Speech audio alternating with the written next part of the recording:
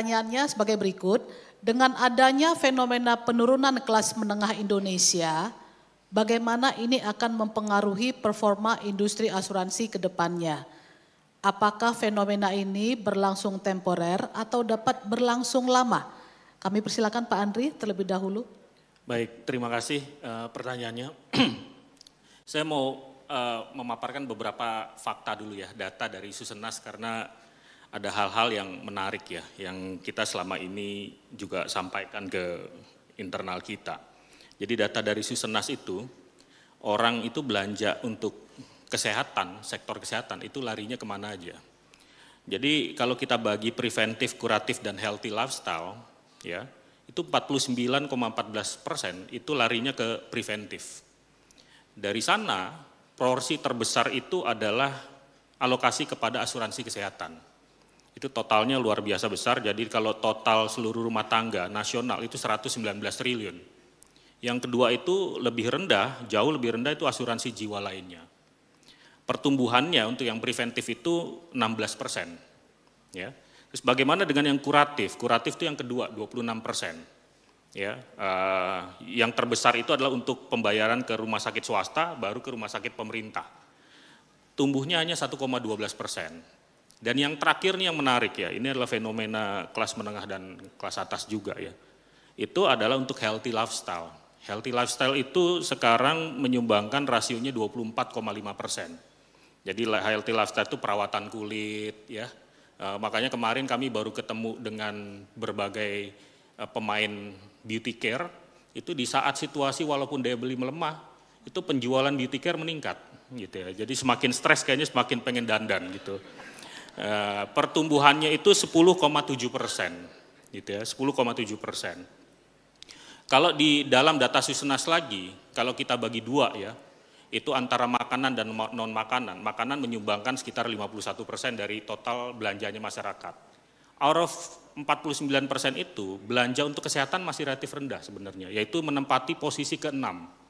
Jadi sebenarnya itu yang menyebabkan mengapa kami di Bank Mandiri selalu menempatkan sektor kesehatan itu selalu yang di rating menarik dari bahkan lebih dari 8 tahun yang lalu. Ya. Nah, sekarang kita bagi lagi pengeluaran kesehatan preventif itu tadi ya, itu 18,69% itu proporsi terhadap pengeluarannya sekitar 86,17%. Jadi dari kondisi yang seperti itu memang ke depan ini ya sektor kesehatan memang memiliki potensi yang sangat besar yang seperti yang saya sampaikan tadi. Namun memang tantangannya adalah dari sisi permintaan nih, dari sisi demand Bapak Ibu semua. Jadi saya mau sedikit saja menyampaikan kenapa kita melihat adanya penurunan kelas menengah. Yang pertama tadi adalah karena kinerja sektor industri manufaktur yang juga terus turun. Deindustrialisasi itu kemudian menyebabkan banyak yang dipecat ya, kemudian atau kalaupun yang bertahan mendapatkan tambahan income yang relatif lebih rendah dibandingkan dengan pertumbuhan inflasi. Katakan kalau misalnya sekarang inflasi 2%-an, tahun depan tuh kalau ada penyesuaian buruh itu hanya sekitar 2%-an. Sementara kalau kelas menengah atas itu peningkatan dari pendapatannya jauh luar biasa lebih tinggi. Ya, mengikuti dari peningkatan capital market juga karena punya capital tadi. Yang kedua adalah kenaikan harga-harga pangan. Dalam 2 tahun terakhir harga pangan terutama beras juga mengalami peningkatan. Yang ketiga adalah tidak ada buffer nih buat kelas menengah Bapak Ibu. Kalau kelas bawah itu dibantu oleh bansos. Makanya kalau kita lihat dari data kami, fenomena mantap makan tabungan ya itu terjadi di kelas menengah waktu menjelang pemilu. Terus kemudian rebound karena adanya perlinsos dari pemerintah.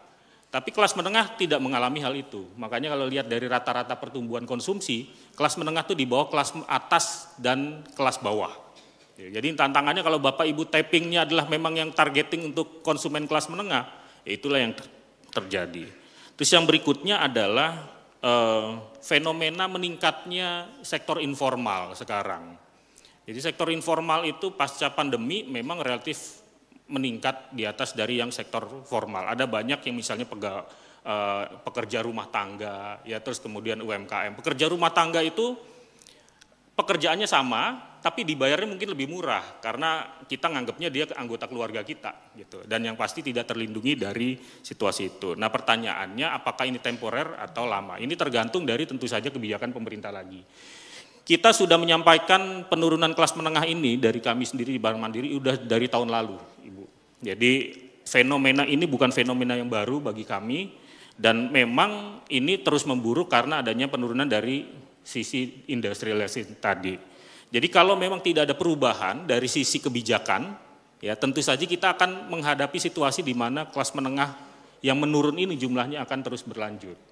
Mungkin ada positifnya adalah harusnya dengan loosening monetary policy, kebijakan yang lebih loosening ke depannya, ya, yang kita sudah lihat sekarang, pressure terhadap tekanan beberapa biaya bahan pokok dan juga beban hidup itu relatif lebih rendah. Nah itu yang kita lihat.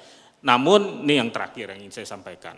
Saya melihat kalau strategi bisnis Bapak Ibu di asuransi, memang menghadapi situasi di mana memilih segmen itu menjadi sangat penting sekarang. Bapak Ibu menghadapi situasi di mana saya mengambil segmen bawah itu memiliki limited willingness to pay, dompetnya mengecil karena tadi situasi yang tadi saya sampaikan di mana tabungannya juga relatif terbatas, jadi kalau mau improvement dari premi itu juga relatif limited.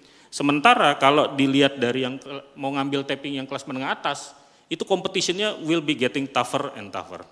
Ya kenapa? Karena kelas menengah atas itu akan semakin banyak pilihan dengan meningkatnya pendapatan yang mereka miliki. Jadi posisinya akan memang krusial dan strategik di sini. Kalau memang kita tidak ada perbaikan dari sisi industri asuransi ini, yang banyak nanti akan seperti industri pariwisata juga yang saya lihat.